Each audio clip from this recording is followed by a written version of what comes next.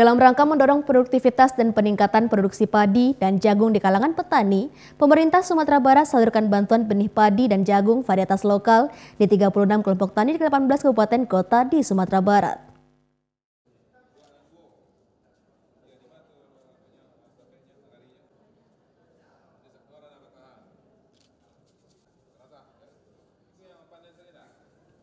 Bantuan benih padi dan jagung langsung diserahkan Gubernur Sumatera Barat, Mahyildi Ansyarullah, secara simbolis ke kelompok tani di auditorium kantor Gubernur Sumatera Barat.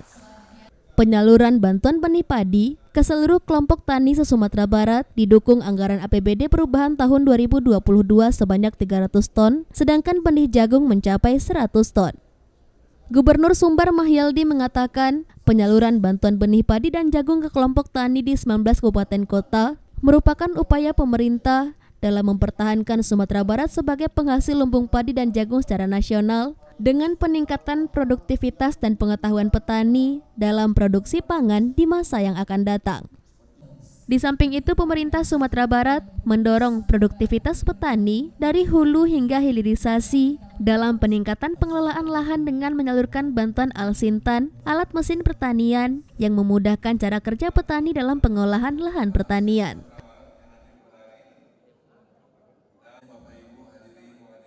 Ini ya, kita mendistribusikan kepada kelompok tani itu untuk 20.000 hektar jagung, 18.000 hektar untuk padi.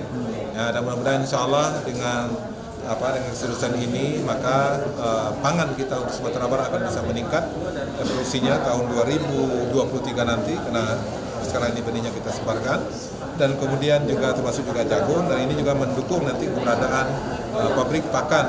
Ya, insya Allah mudah-mudahan bulan April nanti yaitu atau bulan Mei nanti jagung kita sudah panen, sehingga nanti kita bisa mengisi di samping mengisi pabrik ya, calon papan yang sekarang sedang dibangun, kemudian sekaligus juga nanti untuk memenuhi kebutuhan jagung di Sumatera Barat untuk yang akan datang.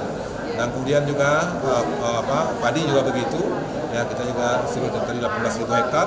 Nah, mudah-mudahan ini juga akan meningkatkan produksi kita. Tahun 2023 kita serius untuk membenahi beberapa infrastruktur terkait dengan pertanian, yang terakhir adalah irigasi, dan kemudian yang kedua adalah pembenahan tentang RMIU. Nah, kalau irigasi kita benahi, maka ini akan bisa meningkatkan 1 kali panen kita lagi.